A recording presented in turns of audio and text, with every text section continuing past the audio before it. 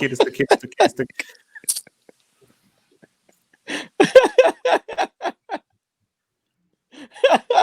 kid. Greetings. First of all, this obviously proves right now that you've been a liar, i.e., you're not in a crib, you're in a flipping green screen place. I'm actually going to expose that this is all been green screen all these days. Before we go into our questions and before we go into our hellos, what is the meaning of that background behind you? Well, we know that Ligue 1 has been cancelled and the Premier League is set to start. So once again, Rashford greater than Mbappe. What can I say? No, but you surely don't believe you surely don't believe that's crap, do you?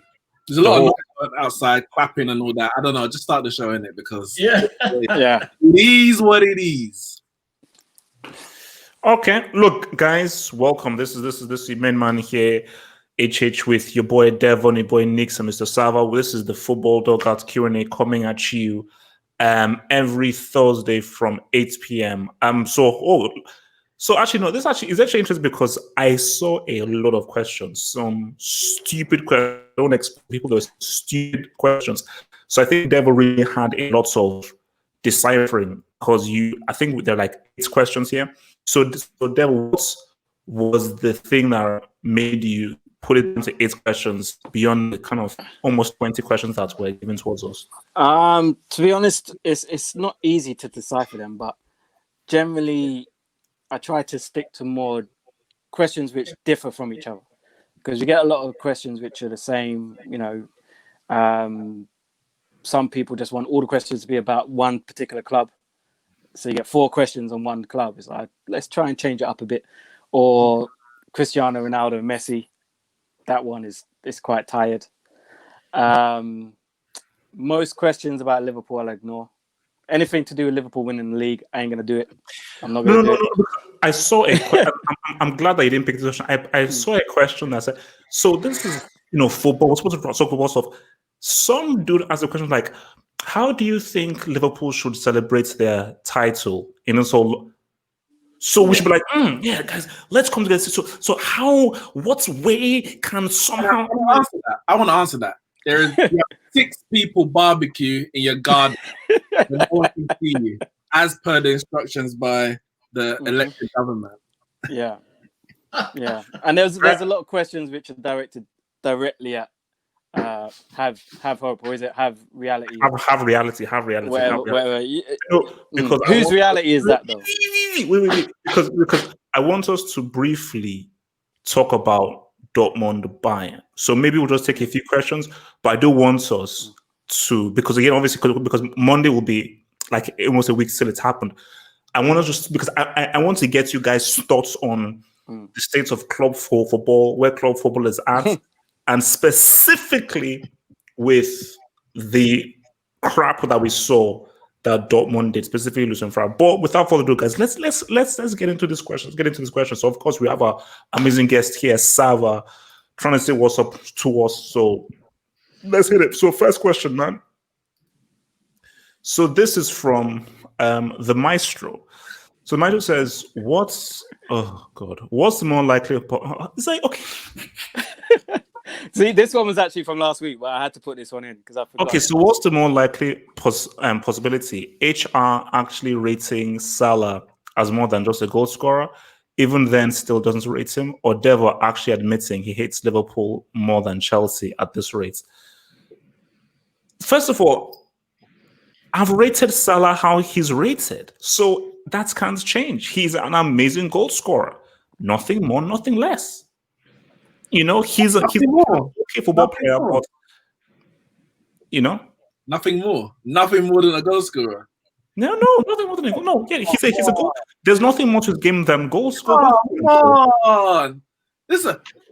You know when he was at Roma, some people mentioned in the chat, they were like, why was I putting Salah above Hazard? I was on Football Terrace the other week, and you talk about him just being a goal scorer. When he was at Roma and when he was at Fiorentina even, he was a winger / inside forward, but a winger. His job was to get past the man, get some goals, and get some assists. And he got like 15 goals, 15 assists.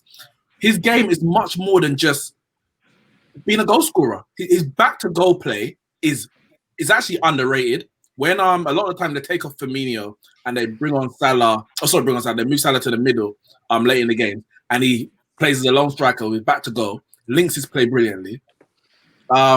He probably gets more. I know he gets more assists than Mane. He probably gets more assists than Firmino. I can't be 100%. Sneaks. When people talk about Salah, they talk about his goal scoring. Goal scoring is maybe his best attribute, but it's not his only attribute. A goal scorer, only a goal scorer, is someone who's like Lewandowski. Lewandowski is a goal scorer. That's it.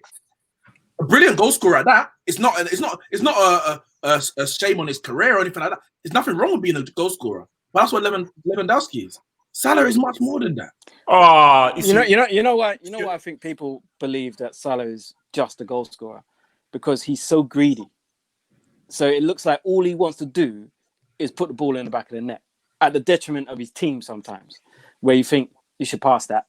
That's clearly just pass that across the goal and that's a tap-in.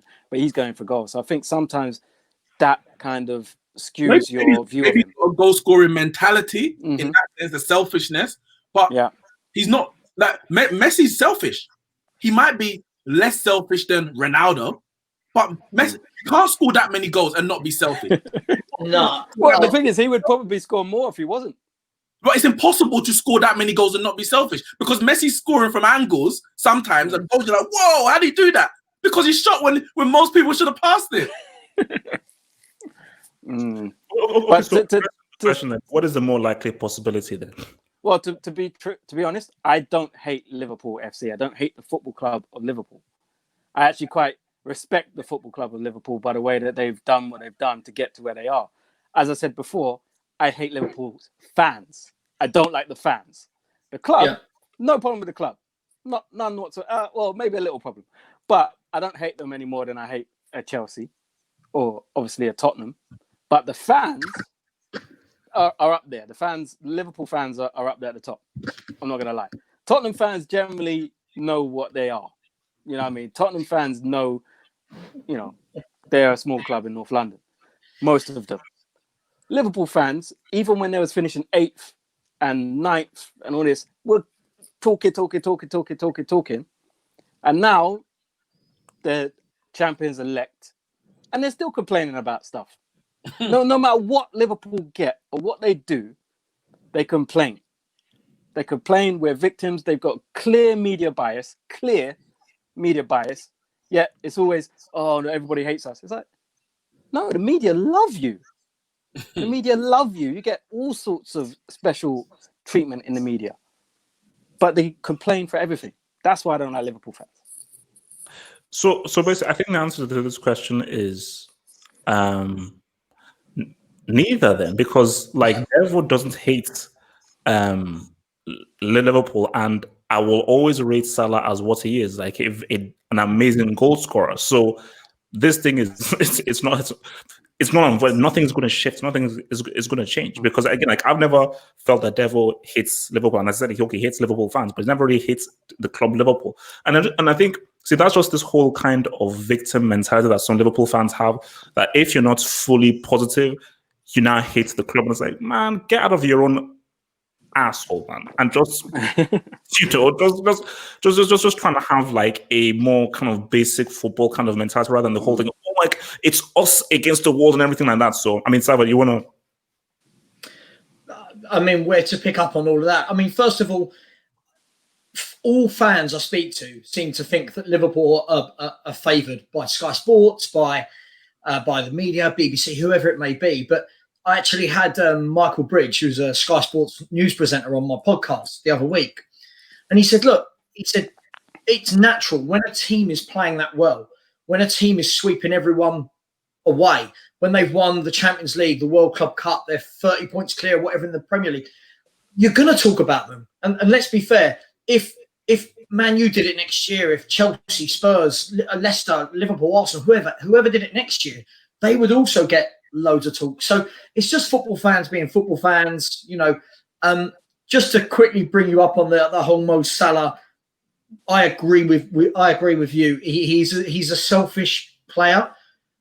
He doesn't know when to look up. He's a very good goal scorer, but my pet hate in football is whenever you talk about a footballer and then the next sentence someone goes, yeah, but Messi. I just don't do it. Never do it. Neeks. No. Lionel Messi has like something like the most assists in world football over the last 15 seasons. He is the least selfish footballer you will ever see in your life. You can't say that because he has Of course I can. No, but no. You can't compare. Him having the most assists. Knicks don't do it. Knicks don't even try. He's not what Messi does for his I team. don't think he's comparing Messi to him Salah. having the most assists does not equate to him being the least selfish player in world football. It doesn't. Knicks, if you watch, look, I'll say if you watch, we've all watched Barcelona play multiple times, right, over the last, I mean, how long's Messi been going? 13, 14 years? Yeah. If Lionel Messi isn't in a goal-scoring position, he will lay that ball off to someone that is. No doubt about it. He does it. He's always looking for the pass first. He's always looking for the team. See, no, I wouldn't say he's looking for the pass first. Come on, man. Do you watch these guys play? The man dribbles from his own half the time with the ball, and you're telling me he's looking for the pass first. No, hang on. Wait. It's not a problem. No. The biggest issue that people have always had with Messi is, especially in Argentina, is he isn't selfish enough. He doesn't take the game off the net. He's always deferring to people because the tiki-taka system is always about pass. Exactly. And the issue that we always say with him in Argentina is that, bro, don't pass. Don't look for the pass. Just go straight and dribble. When you see Barcelona play, one of the main things that Messi does, he looks for the ball to Alba. He's always looking for the ball to top. And the whole thing is pass left, 1-2 left, 1. That is, he grew up doing that. That is imprinted in his brain. So no. The point I'm making, I'm not saying he is more selfish than, I'm saying to score that many goals, you have to have an element of being selfish. It's impossible to score that many goals and always look to pass first. It's impossible. No. Do you know why it isn't? Do you know why it isn't? Because when you watch how they play, look at how the goals come through. It's pass, finish. So the whole of the Barcelona team is none of them are selfish because of the way they play. No. The whole point. No. But sometimes the whole ethos and the philosophy that Cruyff brought in, well, really the Dutch team from the 70s, then passed on to Pep, was it's about passing. Like we did this whole thing of how Spain's dominance changed how teams built teams. It was from superstars to now systems. The system for the individual. What's Thierry on Sky Sports? And it's a while ago, he was talking about Pep Guardiola's philosophy. And he said, basically, Pep brings the team to the final third. So he tells you, you pass, you move into that space, you create an opening. Once you get into that final third, it's up to you. Just because the philosophy is pass, it doesn't mean that someone ain't trying to score when they shoot. That's standard of I think we're getting this mixed up. I think we're getting this mixed up with Arsene Wenger's philosophy, which was pass. No, he's talking about Pep Guardiola. No, I'm saying when you get to the edge of the box, pass some more. There's a clear shot on goal, pass it again. That was Arsene Wenger. We did that for 10 years. We didn't have a shot on goal at all. I think Pep, his teams were a little bit more ruthless. And I do agree with Neeks to an extent. Messi has to be selfish in front of goal to get that amount of goals. You have to be. But when you are registering, he's not a selfish player. Yeah, I understand what you're saying. I understand what you're saying. Move on, man. Move on. I understand what you're saying. Super chats in here. So, real domain is talk about George Floyd. It needs to be discussed. Look, I said again, the things are going crazy in Minneapolis right now. It's even on Twitter and everything. Things are going crazy and intense. But don't worry, that will be discussed very soon. Let me just see whether there's any other thing in there. Does your new name HR stand for human resources? No. HR stands for have reality in light of club football being a complete and utter joke. So HR stands for have reality because I'm now going to be very realistic. This is temporary. Wow. Hope is gone. Reality springs like a flower. Where are we? Okay, here we are. So from Shazam, thank you for the question, Shazam. Would Paul Gascoigne have been the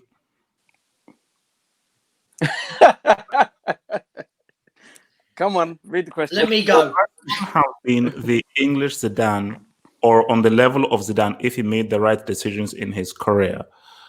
Okay, Sava seems to be so kick this off. Do you know what? For anyone who doesn't think he would have been, they couldn't have ever seen the man play live.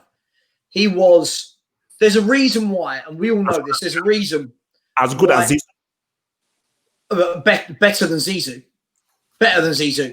I'll tell you why. Wow. I'll tell you why. No, hang on. Let me tell you why. He's left. He can go all he wants. Listen. Get him back. Where's he gone? No, go on. Right. We're listening. Everyone's got to remember that Paul Gascoigne back in the day was phenomenal, right? Everyone who ever played against him said he was absolutely world class. He was strong. He could tackle. He could dribble. He could score. He had skill. He had absolutely everything as a footballer. The problem with him, it's there in the question. It was his decisions. It was the way he kept himself. Well, it was the company he kept. It was the decisions that he made in terms of going out to get drunk and not dedicating himself to football. Anyone who's seen that man play live, he was phenomenal. And that's why, boys, you know this as well. Every time a young English player comes through, what's the first thing that they say? Is this the new Gazza? Yeah. Is this the new? It's never, is this the new Beckham? Is this the new Gerrard? It's always, is this the new Gazza? Because Paul Gascoigne was that good. He was that good. But up there, he was a trouble genius. Would he have been as good as it? I was joking. Would he have been as good as Zidane or better? It's impossible to say because look at Zizou, right? I'm probably going to piss off some of the younger viewers here, right? Zinedine Zidane, until about the age of, and look, Devo, you're about my age, right? Maybe a tiny bit younger. Until about the age of 26, 27, Zizou wasn't Zizou that we all know now. Zizou was floating around in the French leagues. He was good, but he wasn't there. And then in his later life, he pushed up there. Paul Gascoigne was wanted by everyone at the age of 18. And he ran a World Cup when he was, 19, 20? So I think people need to watch Paul Gascoigne play. That's all I've got to say about it. Before, basically, my thing about it is that, look, again, I had residuals of what he did in the 1990 thing. Is it Sampdoria he went to? He went to Lazio. Sorry, it was Lazio. David Platt went to Sampdoria. So basically, I remember basically Gascoigne was a damn good player, an extremely good player, and he should have. Wasn't there a big deal of him being picked for the '98 World Cup and Thingy didn't pick him, and there was like a big match because he wasn't picked for '98. So look, Gascoigne was a quality player, but I think even if Gascoigne had reached the ceiling, I don't think he would have been what Zidane ended up being. Because for me, I'm like 100%, Zidane didn't have an amazing career. Like he was pretty much a late bloomer. Even in the '98 World Cup, Zidane wasn't really Zidane. But I'm looking at when Zidane at his best. Even if Gascoigne made all the right choices and everything, he can't be the same as what many people consider one of the greatest players to have ever played the game. Why not? Why can't he be? Why? Because of what Zidane. Look, anything is possible. Anything is possible. I'm just saying that the chances of Gascoigne being as good as one of the greatest players to ever play the game is small. There is a chance. Of course, there's a chance. Hang on. You're talking as though like we're talking about Gazza. Like this was Gazza mania. The man was phenomenal. You're talking about like he had a couple of good games. This man was wanted by everyone. He went for a world record fee before he got that injury. He was that good. And if you watch the Gazza documentary, you watch every person say that played with him that he was the best player in the world. But you know the thing is as well, in regards to this question is Zidane, a lot of Zidane's reputation, hinges on the fact that he won the World Cup and he won this, that, the other with the clubs that he was playing for. And I'm not detracting from his talent, because we all know Zidane was a world-class talent and one of the best players that I've ever seen play. Agreed. But if Gazza had have made the right decisions and hadn't done that and played for England, he would have never have got to that level, because England would have never have got to that level, if you understand what I mean. So therefore, would he have been... Do you understand what I mean? I hear you. Maybe because he wouldn't have been in those same scenarios, the story wouldn't have been the same. Because greatness does come with winning tournaments. That is Devo, before the last World Cup, mate, England in something like 50 years had only got to 2 semi-finals before. Yeah, right? 1990. I remember that. Right, 1990 and 96. And what's the common denominator? What's the common denominator? Gazza. Yeah, and he was phenomenal in both tournaments. And he was, I mean, he lit up both tournaments. He was phenomenal. The difference is, I mean, again, we're doing that thing where we compare players from different eras. It's impossible to say. Zidane was a stylish, playing off the front man, give him the ball, give him time. Gazza was in a 4-4-2. He was the complete central midfielder, right? So he wasn't your. They didn't have that role back then. They didn't have a man off the front man. Yeah. So they're different players, but mate, this is Paul Gascoigne. I beg everyone not to disrespect a player of that ability. Forget his craziness, because George Best was crazy and he was a beast. So, it's funny you mentioned George Best, because I was thinking when Davies was talking about what he could or couldn't achieve at international level, but why do people speak about George Best despite him playing for Northern Ireland? Because of course what he achieved with Man United in European Cup, winning the European Cup, etc., winning the Ballon d'Or, that kind of thing. Now, some of the choices that he made in terms of his career, if Gazza had gone to a Manchester United, for example, his name would be possibly much higher up, because even with all the other off-field issues, the successful Man United were in that period, he would have been a part of that. Would we have spoken about him as a Cantona, where we know he's a brilliant player, but we never say he's the best player we've ever seen? Yeah. Otherwise, Gazza, absolutely brilliant. But partially agree with Have Hope in the sense that we talk about Zidane as, I say, the greatest player of his generation. Can we say that a player, because of the talent they had, would have reached that level? Because that greatness, there's so many things that encompass it, and talent is just one of them. I don't think Gazza the only talent. Of course, he did produce in the time that he was playing, but to get to that great level, it's another step. But of course it is. Yeah. Yeah, no. For me, I just to sort of round this off, I've always said that the most talented English player that I've seen personally is Joe Cole.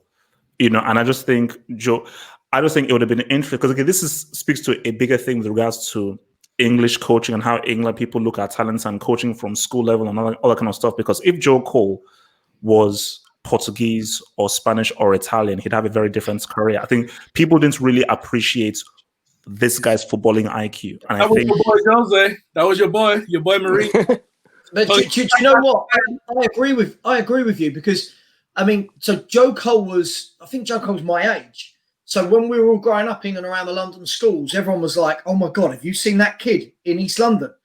And everyone, whenever you saw Joe Cole, it was like, Jesus Christ. And they used that line, "This is the new Gazza." Now, Joe Cole is the most skillful player England have produced in the last 30 years. Skillful. The problem with Joe Cole is Joe Cole's not a centre mid. Joe Cole's not a left mid. Joe Cole is another one who needs to play in that little gap. And in all the good England teams, they didn't have that. So he was another one that was chucked out wide left. He was a left winger. And because they were desperate for a left winger. So they were begging since McManaman. They were exactly. No, because see, that was the issue. Hence why I said they didn't have he was a wrong fit, because England didn't have a role for him. But I always said that if they would never have done this, because he wasn't Gerrard, he wasn't Lampard. But if they built the team around him, England would have a different psychology with how to play, because oh my gosh, so we can actually play more three-dimensionally and so forth and more fluid. Just that with Lampard and Gerrard, it was very flat. and there wasn't more fluidity. Would you build a team around Gazza with Rooney in it? Because they played in that position that Gazza would need to, not Gazza, Joe Cole would need to play in, is the same position as Rooney likes to occupy. But that's another question for another day. Okay, so let me just get to the switch out. So Real says London blacks love soccer more than black genocide. That's come on. That's unfair. Like, look, this is the football show, bro.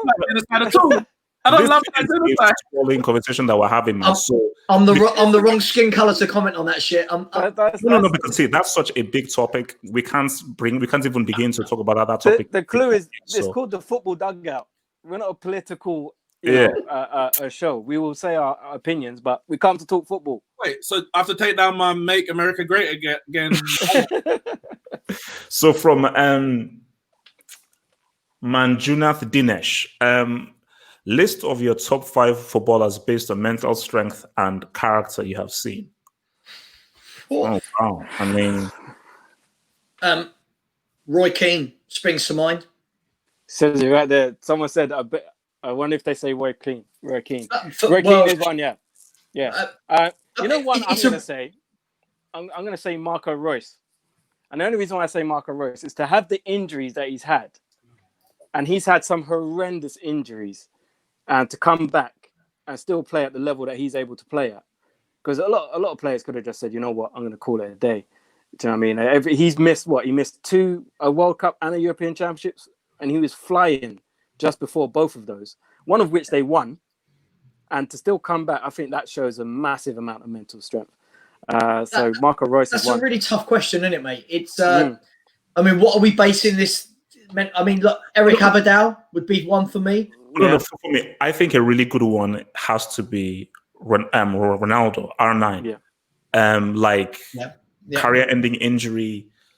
You know, people thought your career was ended. Look at what's the hype around the 98 final and everything.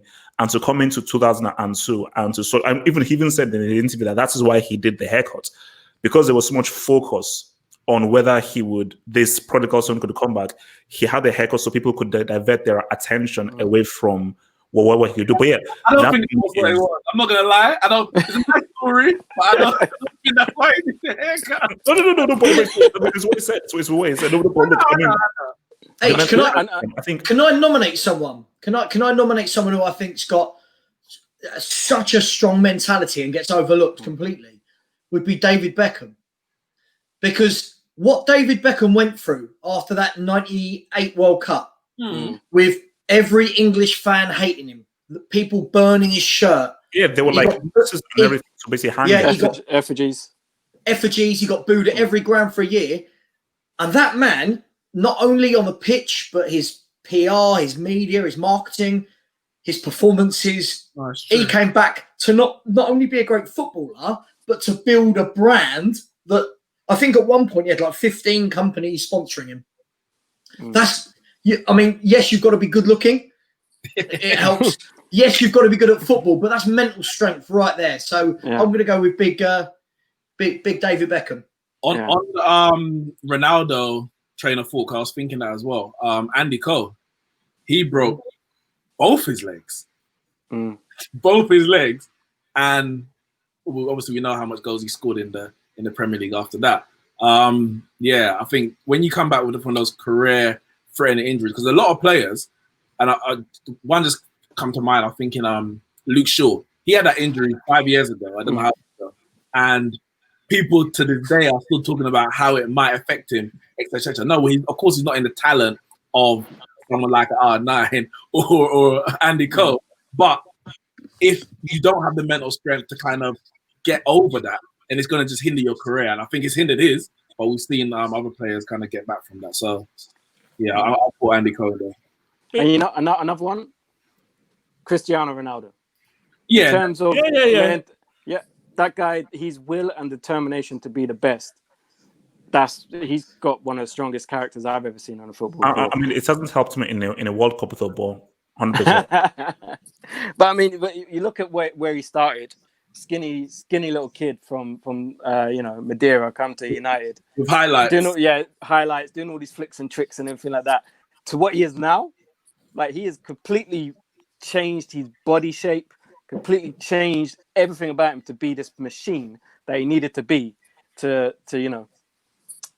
don't say that name, man. No. But like when We I miss you, Santi. because I think when it happens, oh yeah, he's also injured. But then I then read like a story, and they showed like images of his foot that they thought like he may have to amputate his foot, all this kind of stuff.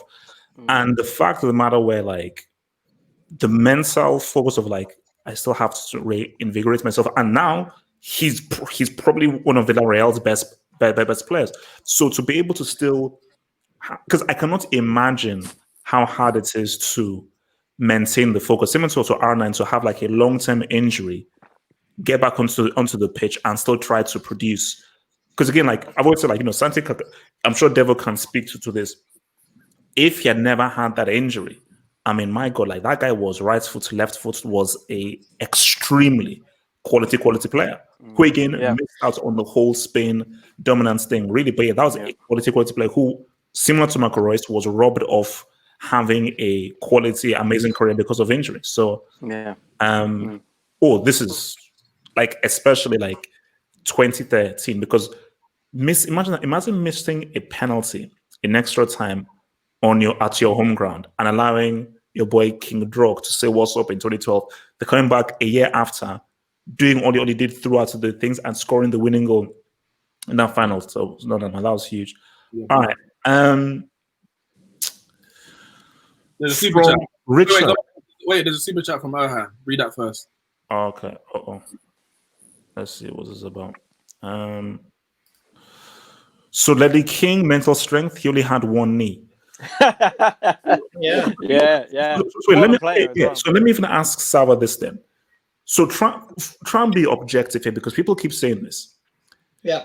Is it actually true that Ledley King was one of the most talented defenders of his generation? And then if he didn't have any injuries, people would talk about him in the same sentence of Rio, John Terry, and so forth.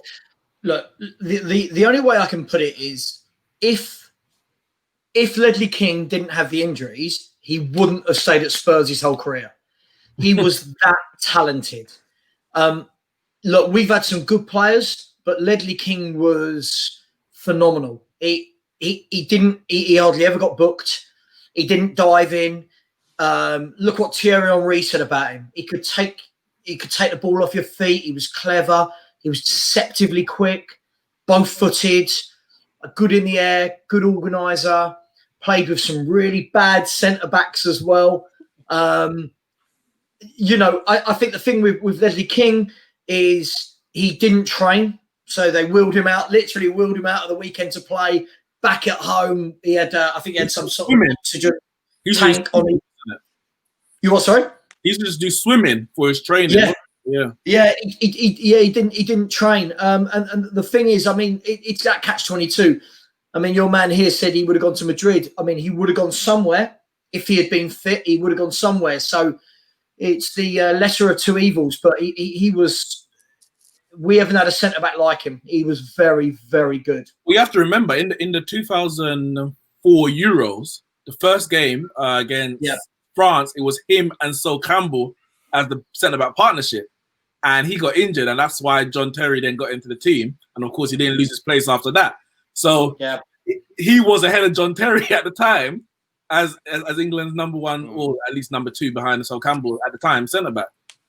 And I mean, that was wasn't it? Rio was out with a drug ban as well. Drug-induced ban, yeah. So John Terry was fourth in the list.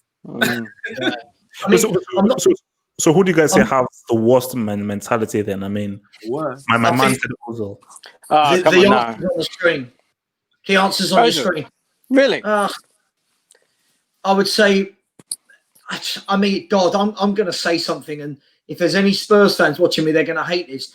I think people like Dele Alli, Mesut Ozil, Dele Alli, these people, it's all a bit show pony, all a bit don't want to get dirty, care more about adverts. It's two ways you could look at it with Ozil, because Ozil gets so much scrutiny, and it just doesn't seem to faze him. He just goes out, plays his game. Yes, he's not at the top of his game anymore. We can all see that, but it could be quite easy for him to just walk away and say, you know what, I don't need this.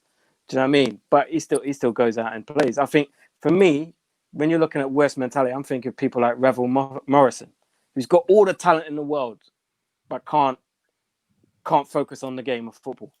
Yeah. Do you know what I mean? Someone like, Noah Ranger wasn't that talented, but you know, he was a footballer and just couldn't leave the roads. Do you know what I mean? For me, that's weak. That's weak mentality. You have a chance to do something with your career. I mean, I may say something, you may say controversial, but if you think about it, it is actually true. One of the most talented football players of all time, arguably, people say one of the best, I would say Messi. And the reason why I would say Messi is purely for mentality. Forget about his skill, his ability, his mentality. I just think that you look at whenever there's adversity for Argentina, you don't really see him sort of be like, all right, guys, let's really elevate things. He's always pretty much leans onto my ability will always get me through. And I think the biggest thing was, it was the 2016 Copa America where after that, he literally retired straight after the whole thing. And I'm like, you're the captain. You're the face of the country. To retire. Lionel Messi cannot be the answer for every single question. Right? I guarantee if you asked any player that's ever played with him or managed him or whatever, none of them are going to tell you he's got a bad attitude, a bad... No. Yeah, no. I'm not talking about attitude. No, the guy is a consummate professional.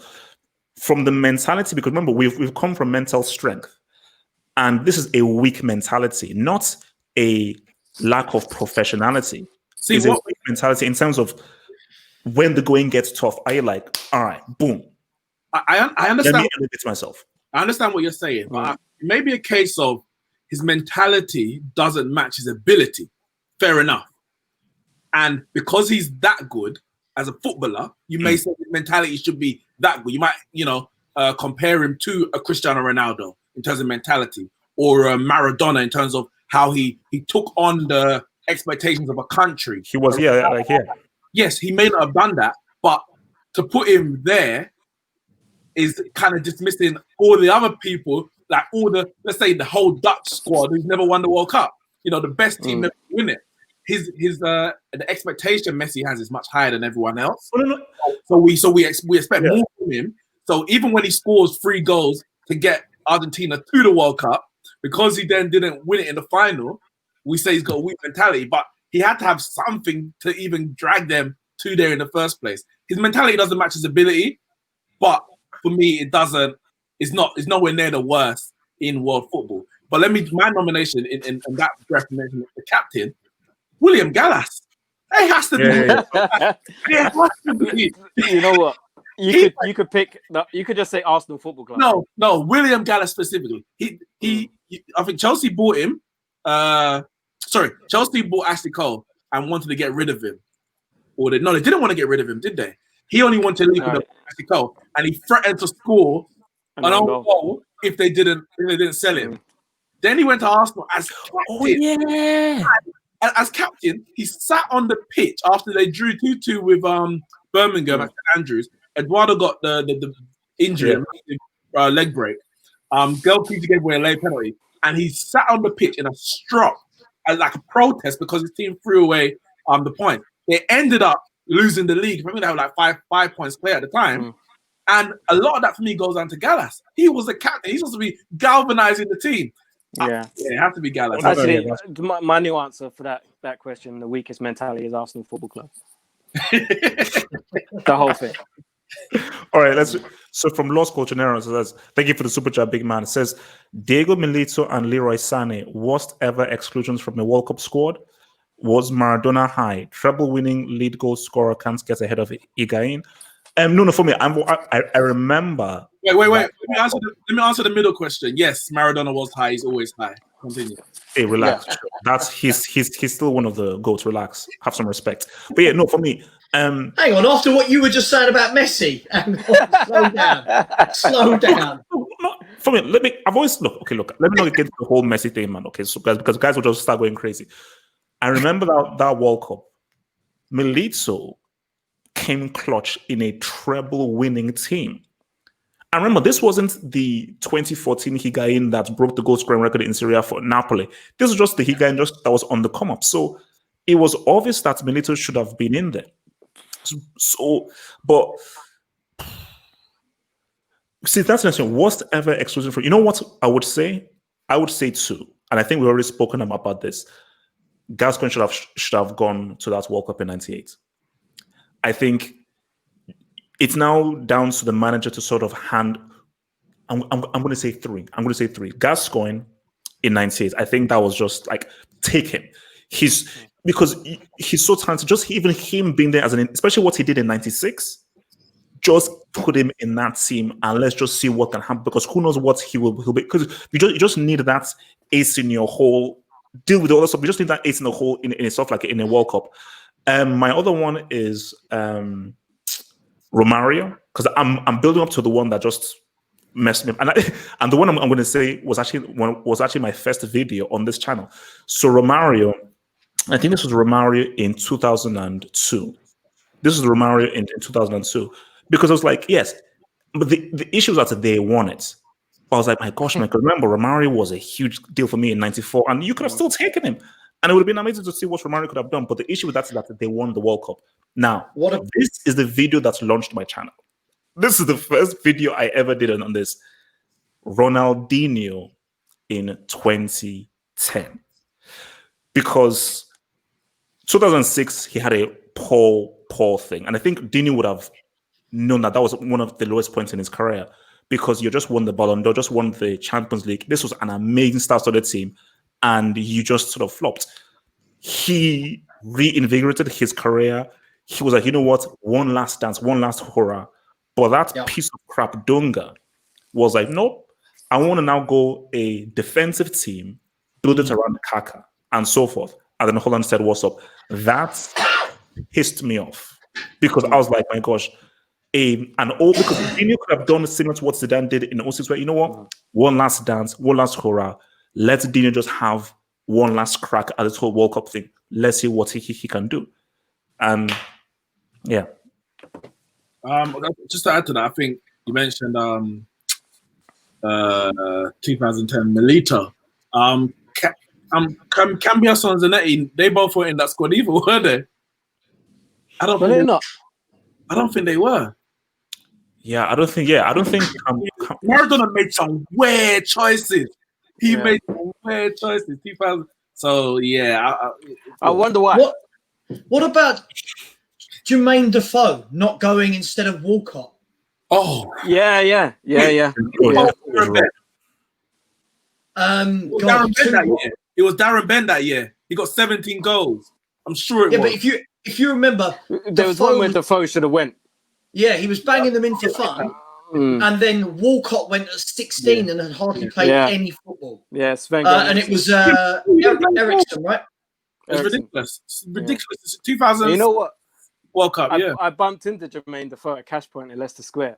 And I reminded him of that. I said, bro, I'm an Arsenal fan, but you should have gone. You should have been on that plane. That's a liberties. So just say Dunga robbed us a Dino, Neymar, Kaka. What? Name? Neymar. Yeah. Neymar Senior. Okay, Neymar Senior. Okay, Neymar Senior. Cool. Because surely it's not Neymar Junior, man. Please. From Michael, interesting. Do you guys think with the departure of Messi and Cristiano, and with the rise of teams like Liverpool and Bayern, football will tend to become much more of a team sport again, with all guys getting involved without having larger-than-life characters? You see, we sort of touched on this before, but I think this is a really good question because we can sort of extrapolate it. Because again, remember what I mentioned Spain. So Spain changed how football teams were formed.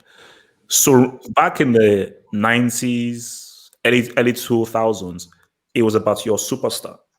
Yes, you had your ethos and everything, but the main thing was about having your 2-3 main guys where I'm relying on you guys to win me the game. Then when Spain came, they were like, oh my God, no one is bigger than this. This is a system now. And what is funny, back in the day, managers were not that big. It was about the superstars. The main guys right now are, it's a Pep, it's an Ancelotti, it's a Tuchel. Managers right now are almost just as big as the main stars. So now it's about what is the club, what is the manager's system. So Messi and Cristiano, I think they are big in terms of what they've done and their productivity, but they're still part of what the ethos of this generation is, which is the system, which is different from how things were before, where it was about those 2-3 you have the same but about those 2-3 individuals that we rely on to help us win a game. Yeah, I think that was the Galacticos, wasn't it? It's the Galacticos kind of tried to steer away from that team ethos and was like, we've got the best players in the world, go out there and win us the game. Yeah. That didn't really work for them, did it? So I think the team ethos, I agree with Hope. I don't think Cristiano Ronaldo and Messi are necessarily one-man teams, which is what you're kind of alluding to there. They work well within the system that's there, and they stand out in those systems because of their talent. In terms of it being a team, I think apart from PSG are very much trying to do the Galacticos route, which hasn't worked for them really. Apart from them, there's no other teams in world football that are doing that. Everyone has their system, and they have players which work well within that system. I can't think of any other team that are really trying to go down that individual. Would Real Madrid try and do another Galactico? I don't think so. I think it kind of crashed. No, they're trying to build a team. They're trying to build a team. Yeah, I don't think so. Doesn't this all depend on what players are available at the time? I mean, we're talking, again, it's another question that's geared towards Messi and Ronaldo, but Messi and Ronaldo are that good, you're going to fit them in however you can. It just so happens that Messi fit into the Barcelona way of playing. Yeah, he personified that. The Spain way of playing, as you were saying, Hope, If a team has a Messi, if it has a Ronaldo, if it has a Bale, if it has a Neymar, they're going to utilise that player. Spain, for the team that won, I think, 3 successive tournaments, they had all those world-class players, but they weren't the Messis and Ronaldos. They were your less glamorous. They were, sorry, not less glamorous, but in the less glamorous position. So they were your Xavi, your Iniesta. They weren't going to score you all these amazing goals, but they made the team tick. So I think what we're going to see now, until you see more Messis and Ronaldos, and at the moment, I think, I say you'll all agree, I can't see the next Messi or Ronaldo. I think lots have come up on the rails pretending to be, with your Bales, your Neymars, your Hazards. They're good players, but those two are so far up here, I don't think we're going to see anything like that again for another 10 years. I think it's peaks and troughs. And unless anyone could tell me a player, maybe I can't Rashford, see it. Rashford. Yeah, but you see what I'm saying? It's like, maybe an Mbappe could, but for me, he doesn't seem that kind of player. I don't think he's gonna. I don't think he's a player you build a team around. In the sense, not that he can be your star player or your best player, but you would quicker build a team around a Neymar than you would Mbappe. Yeah. Because of course. Yeah, of course. But you see my point. I think sometimes we get confused with the only world-class players are attacking players. And I think I read a post just now from someone in your chat that said it will change in the future, because if you look at Liverpool, when you look at Liverpool now, the first thing you think of is their defensive solidarity. Alisson, the VVD, the fullbacks, they're solid. They're not the greatest team to watch, but they're solid and effective. Whereas Barcelona, for example, when they won everything, they didn't let in goals because they didn't give the ball away. But it's cycles of football. It's like anything. 4-4-2 goes, it comes back, it goes, it comes. Cycles. Before we go on, we missed a question. Richie, whatever, because you were on. We had it on the screen for a while, and then you skipped it. If you go back a couple of questions, I think it's just one question. But about Corona. Let me. So Riquelme 2002 coach said he's too slow, which is stupid because again, 2006 World Cup, that for me is probably one of the best teams not to win a World Cup. That Argentinian team in 2006, one of the best teams not to win a World Cup as well. That's the one. Oh, sorry. Oh, yeah. How did I miss this? So thank you, Richard, for your question, man. It says that after Corona eases down, do you guys reckon you will record the Football Dugout show in the same room like you did back in the day? No, for me, I think it's like, because I remember when there was no lockdown and we first did this whole thing, and some guys said, I actually like this whole format.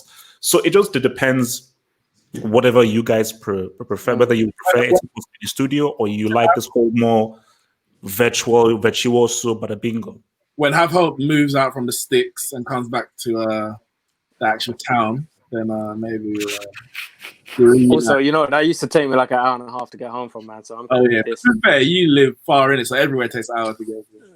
I'll be honest. I mean, for somebody who does his own podcast, I can tell you the virtual side of this game is so much easier to hook up, have a chat, rather than the let's all get into central London, blah, blah, you know what I mean? So your show, but it's just a lot easier. No. It's like, it's one of those things where like, this has been the benefits of the internet and so forth. It's like, how lucky are we that we live in the internet and we have all these apps and software where we can just talk, view guys, and even if you're in hundreds of miles away, we can just interact like this. So again, we're just lucky to have the internet here. All right. Mr. Tom's 333. Top 5 young players in the Premier League in order based on potential, only under 21. I don't know who is under 21. Yeah, I can think of all around. I can think of 3 off the top of my head. 2 of them. There's not many, is there? For Arsenal. 2 of them play for Arsenal. Shock. Yeah, but they're the players I know. Do you know what I mean? There's probably players at other clubs that I'm not 100%, up to date with. But the number 1 actually plays for Man United. So I'm going to say Saka, Bakary Saka, Martinelli, and then number 1 for me is Mason Greenwood. I think Mason Greenwood is legit. That kid is dangerous. The composure that he shows, his finishing ability, right foot, left foot. I would like to see him get more games at United, but I understand why he's not necessarily getting games. But he could go on to be a very, very good striker in the Premier League for a long, long time, and a very, very good player for England. The best one I've seen, Dev, is I've seen 2. One of them, Arsenal, Martinelli, I think looks decent, but the standout one for me, again, judging on a few games, because at that age they've not played many games, is Billy Gilmour at Chelsea. I was about to say that. He looks. I don't know. I just watched him play, and I hate doing this. I'm going against all my rules. I hate saying players are like a player, but he just looked like a little Xavi. Every ball came into him, right foot, left foot. He had time on the ball. He set it, he moved it, he passed, he went, he looked good. And I hate the fact that he's at Chelsea. And they've got a few like that. Yeah, and another one as well is Curtis Jones at Liverpool. Yeah. He looks a talent. Yeah. He looks a very good player. Very good player. Yeah, like Richie's just said, Reece James as well. Yeah. Good player. Yeah. Is he still under 21? Is he 20? Yeah. 20. Wow. So Gilmour is 18. Yeah. He's 20. Yeah. So for me, I think Greenwood, even when I saw, because every time I saw United play in Europe, then they obviously put Greenwood. I was like, oh, this guy is something. This guy just has that kind of like natural, it comes to him naturally, And again, obviously he has to sort of develop his game and just refine his game, but he just has that kind of natural instinct, which is a cause of other guys. But Gilmour, I forgot there was a guy who was injured and he just came in and I was like, this is an 18-year-old who is just doing passes, and like the pressure to come in there and just fit in is amazing. And I've said that Reece James, in terms of his defensive quality going forward and his crossing consistency, because that's the thing about crossing. Like one thing that annoys me the most whenever I watch games is like, wait a minute, these are high-tier professional guys, and Ashley Young was a great victim of this. You can't cross a ball. You get paid $100,000. You can't cross a ball into respect respect Ashley Young, please, because when Ashley Young was at Watford and Aston Villa, and even his first couple of years at Man United, his crossing was on point. Now, recently, since he got moved to like left back, left wing back, but he was a brilliant crosser. No, as Eddie Murphy would say, what have you done for me lately? Crossing has been trash. For me, well, obviously you mentioned Mason Greenwood. I'm happy personally with the way that Solskjaer's kind of bringing him in. I think he's his first proper season at this level. I don't want him to put all our hopes on him because Man United need something to hope for, and to burden him with the pressure of having to deliver. Just learn your game. Another player that most Man United fans will know at least, Angel Gomez, very talented player. I'm not going to say he's in my top 5, but he's very talented. I just don't know if he's going to make it at Man United. There's issues over contract issues. We talk about his size, etc. There may be a club or a league. You know who we've all missed, mate, don't you? Say again? Phil Foden. I was about to get to him. You sure? No, 100%. That was my next one. But yeah, in terms of Angel Gomez, there's talk about him leaving, possibly going to Chelsea. It may be a case that he suits La Liga in terms of his stature and all that kind of stuff. But I would love to see him sign a contract at Man United. I think he's brilliant in terms of talent. And yeah, as you mentioned, Phil Foden. Every time I see him, he looks brilliant. Now we don't know where the brilliance going to develop. He does. He looks so. Yeah, he's a baller. Yeah. He's a baller. Yeah. Think about the fact that he hasn't actually played many games at this level because Pep just doesn't play him. He doesn't trust him for some reason or whatever. But he looks so comfortable, like he has played so many games already, whether it's in the Champions League or in the Premier League. So I think, and for England under 21s as well. But yeah, next season, once David Silva retires, I think he's going to get some more chances. Whether he's the first choice, we have to wait and see. But he's definitely, for me, should get more chances. Okay. So none of you guys said Trent. I saw Trent mentioned in the. Trent is 20. How old is Trent? He's 21, isn't he? Yeah, this is only. Yeah. 21. Yeah. Okay, so yeah. Remember, this is under 21. Under 21. So from. You got a couple of super chats, Oh, okay. Let me hit those. I've been called an alcoholic by someone on here. Yeah. I wasn't sure having 2 bottles of beer was alcoholic, but hey, it's a lot of percentage. Come on, Sav. It's 9 a.m. somewhere in the world. Come on. HH ban BDCO till 2023. Plastic fan clout seeker. Look. We're living in a world where guys change clothes sometimes. So basically, if you guys don't know who BDCO is, he was a Barcelona fan. He was sure that Barcelona wouldn't lose to Liverpool.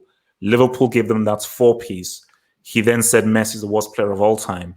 And now he then became an AC Milan fan. Then he's now a Dortmund fan. So these are just the kinds of people that I somehow attract on this lovely channel called Football Hot. I wonder why. Anyway, let's continue. Relax, chill. I don't change teams, man. Relax. I don't change teams. There was 2 others, they maybe missed it. From him anyway. Anyway, carry on. From Thickety Thack. After his recent performances, and especially the one yesterday, is it fair to say Alphonso Davies is better than Hakimi and the best fullback in the world based on talent and ability? You see, for me, I think the thing with Alphonso Davies, now this is what I will say. There is recent form and overall. Overall, he needs to do more. Recent form, he's the best left back in the world. On recent form. There is a better. Well, I mean, in recent form, I say maybe last 2-3 months, based on what this kid is doing. Yeah, I mean, on recent form, there's only about 10 left backs that have played. So I'd have to say, yeah. I have to agree with you. Yeah. So, but like now, if now go to like now left back and right back, now that's even much more tricky. But in terms of left back, this is one of my pet hates is we want to take a player who's a kid and we want to start talking about is he the best in the world already? Look, we've all seen Alphonso Davies. He's quality. He has got all the attributes to be a world-class and probably the best left-back in the world. but at the moment they're attributes. And what we always do is we do this when someone has a couple of good games. We go, are they the best left back in the world? Is he the best winger in the world? Is he the best forward in the world? The best in the world. These people do it year in, year out. They don't have 2 or 3 good months. They do it year in, year out. Now, if Alphonso Davies is still doing what he's doing now in 2 years' time, and we're sitting here going, Jesus, Madrid want him, Barca want him, blah, blah, then you go, yeah, but we've got to slow down. And I'm not taking anything away from his ability. He's quality. But we haven't seen him do it in any other league at the moment other than in Germany. He's young, and I think we just need to slow down before we make players the best in the world before they've even had about 50 games. It's just also he's only been a left back for half a season. Yeah. He was signed from Vancouver as a winger. He's been moved as a left back. So my thing is that can't we still say, because again, when you're young, you can't be talking, okay, you're the best left. No. But I just think an interesting thing is recent form. I think, remember, form isn't the same as you are world-class, your overall. Form is just, okay, last 2 months, who's been the best? Who's performed the best in the last 2 months? Who performed the best in the last 3 months? So, and I think that isn't really even, because again, I hate sort of putting massive pressure on young players. Oh, these young players, he's the next Messi, he's the next Marcelo. No. But you can just say, wow, in the last 3 months, cannot all different left backs, in Syria and Premier League. When it comes to the next thing now, what Salah said is, can you do it next season? Can he do it for 3 years? Can he now do it in big games? Can he now sustain it? Because again, the issue that you're young. Because what is always worrying is same thing with Mbappe.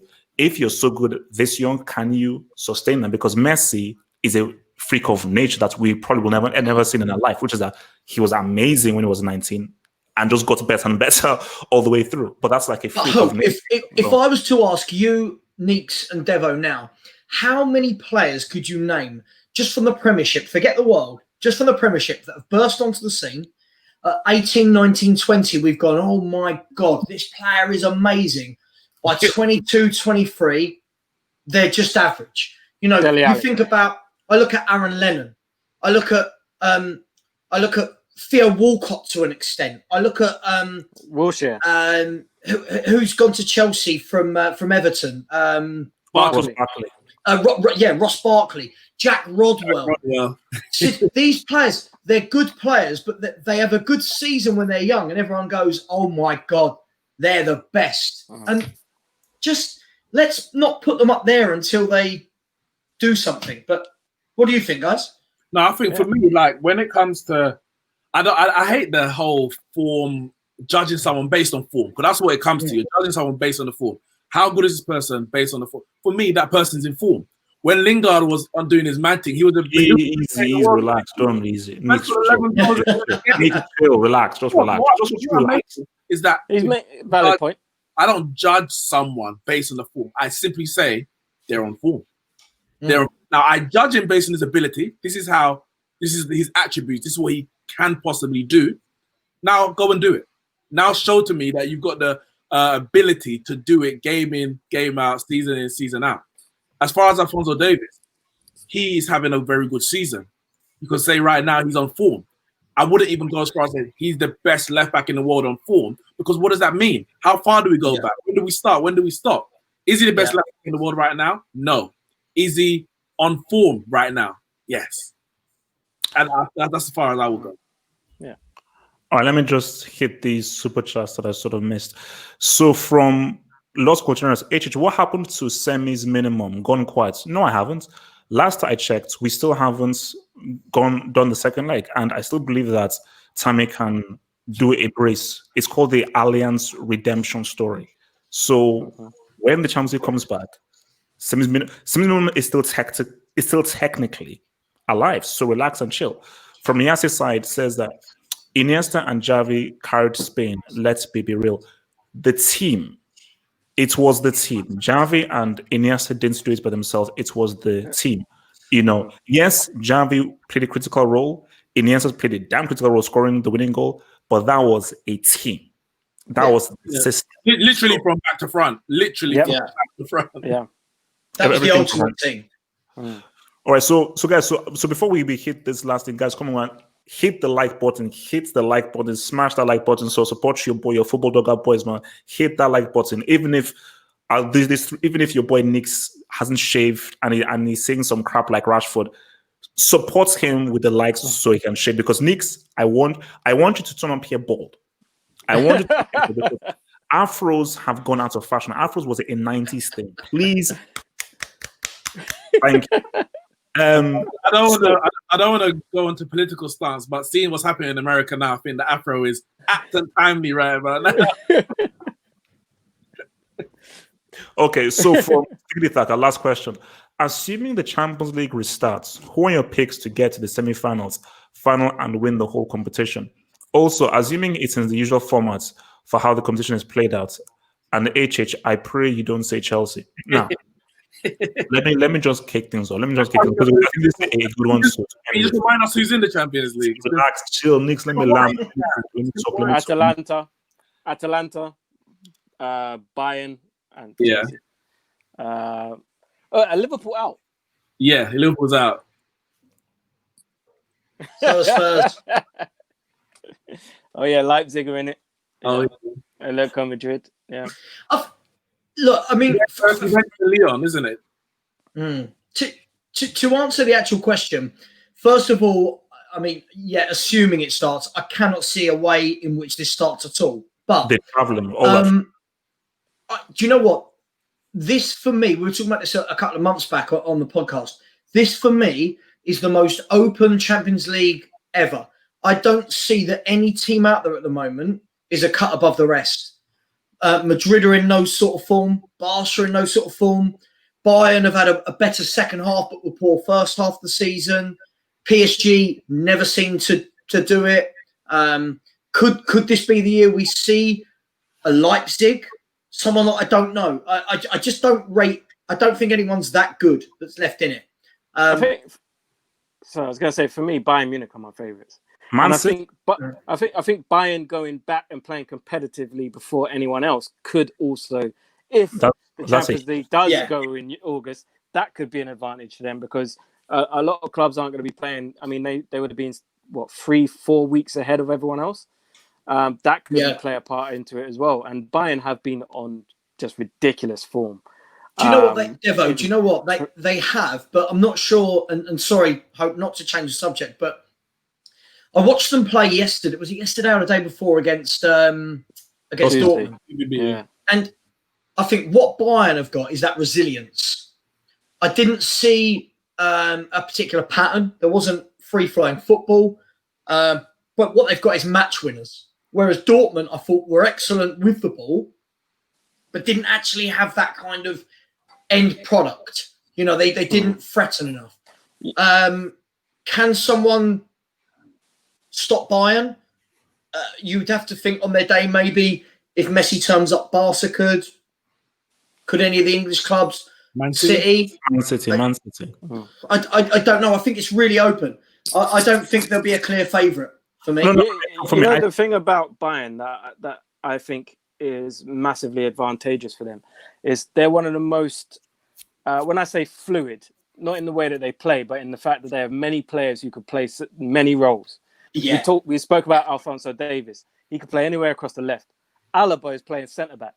And Alaba has been one of the best left-backs for the last 3-4 years. Yeah. He played central midfield for his country.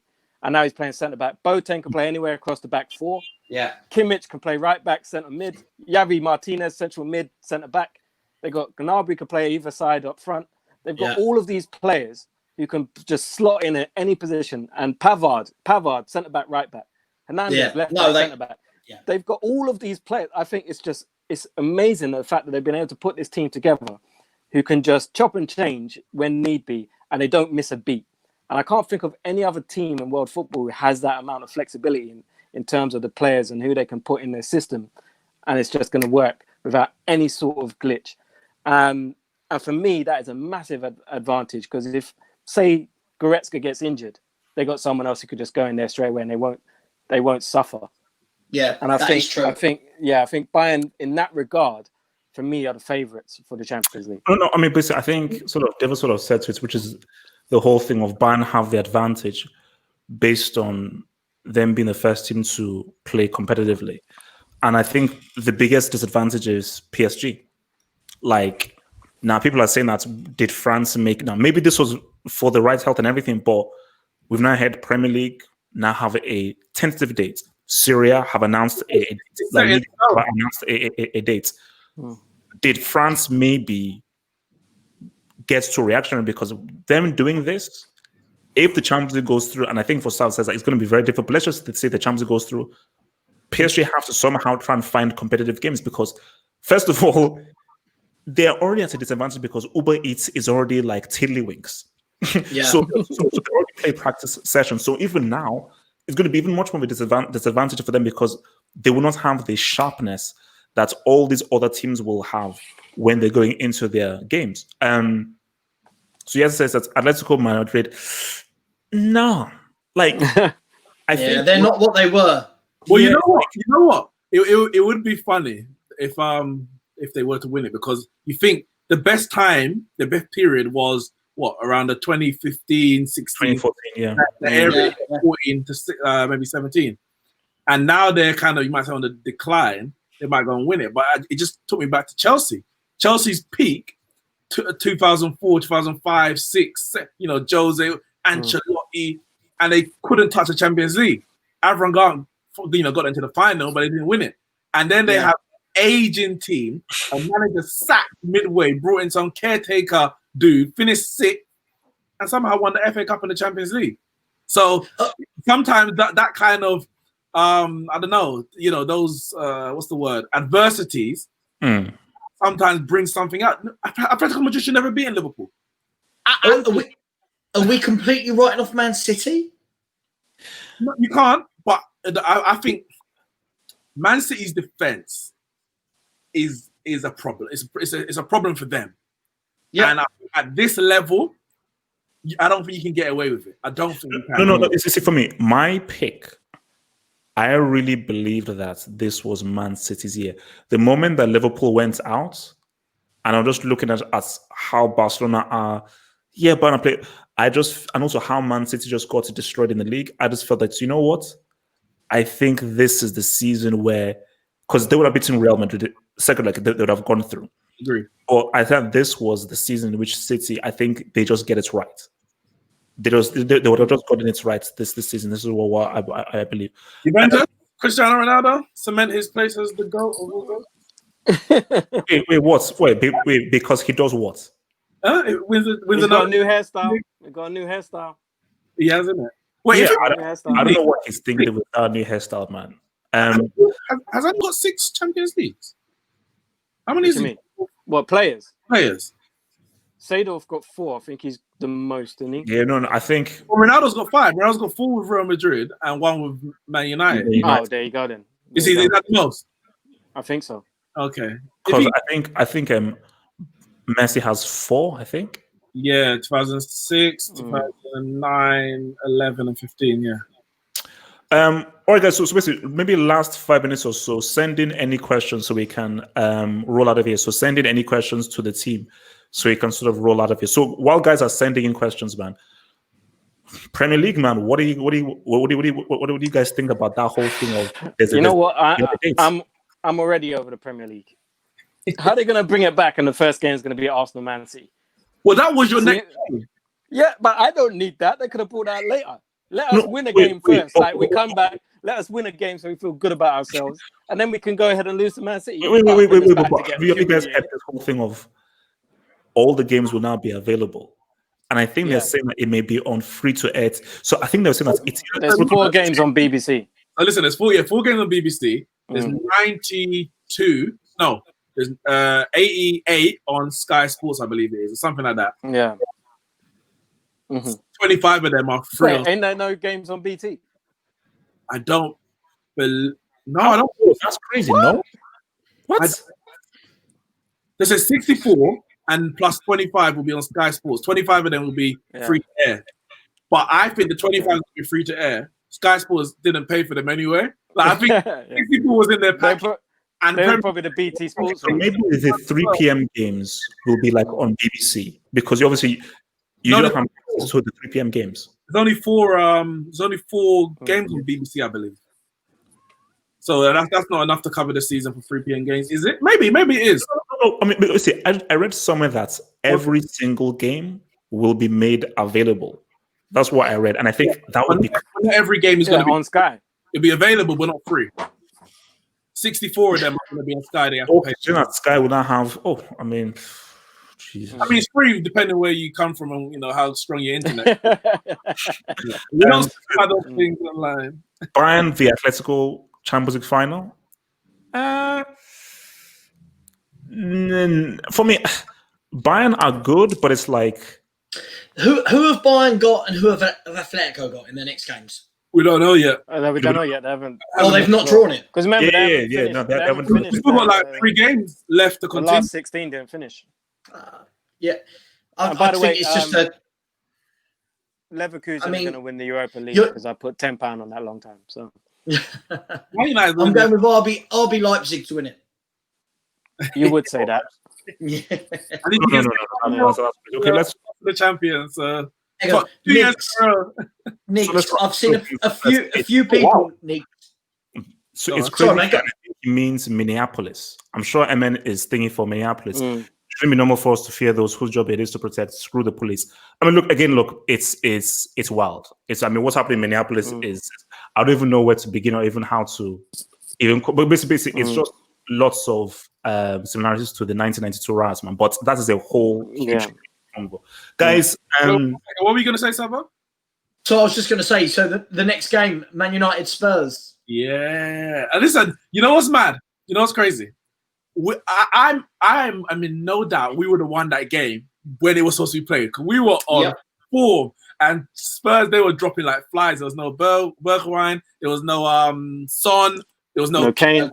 I think Moura might have been fit, but there was no Sissoko. Like we had a Garlo banging in. We just won the derby. Listen, I was ready for that. And that's like your ground, isn't it? Yeah, mate. Do you know what? I've said it to many people, and I mean this in the nicest way possible. The whole pandemic, for as bad as it's been in football terms, I think it's been very good for Tottenham Hotspur. We were in free fall. All our best players injured. The videos coming out of Spurs at the moment, even Ndombele looks trim. It's. I just feel that if we can get a run together, and with Man City, Son are both back, fully fit. Yeah, Son, Kane, Sissoko, Davies, everyone's back fit. So, what I would say, we got Pogba and we got Rashford back. So, I'm not worried about Pogba. He's got a terrible attitude. Bruno, we're talking about bad attitudes. Bruno, Pogba, there's one.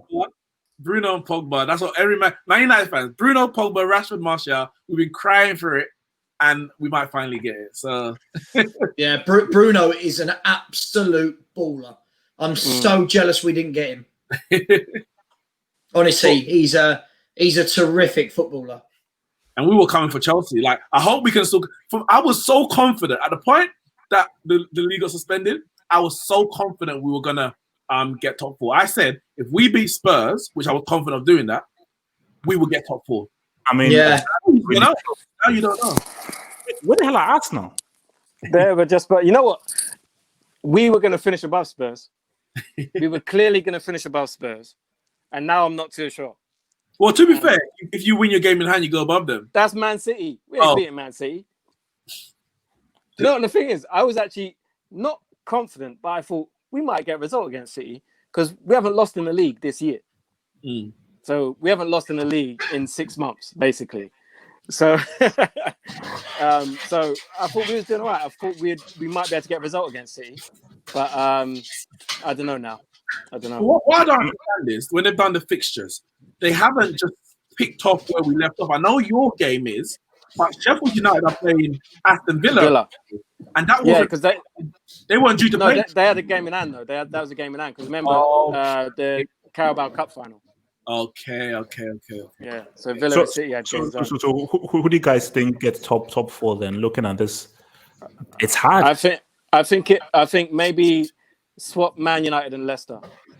Yeah, I agree. Leicester. Leicester. I'm saying Liverpool, City, Chelsea, United. You think Leicester's going to drop out?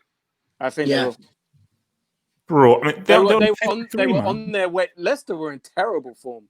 Yeah, before but this kicked off. they just won before, Terrible form. wasn't it? Right, because Vardy hadn't scored since like December. Yeah, then he they scored were in free fall.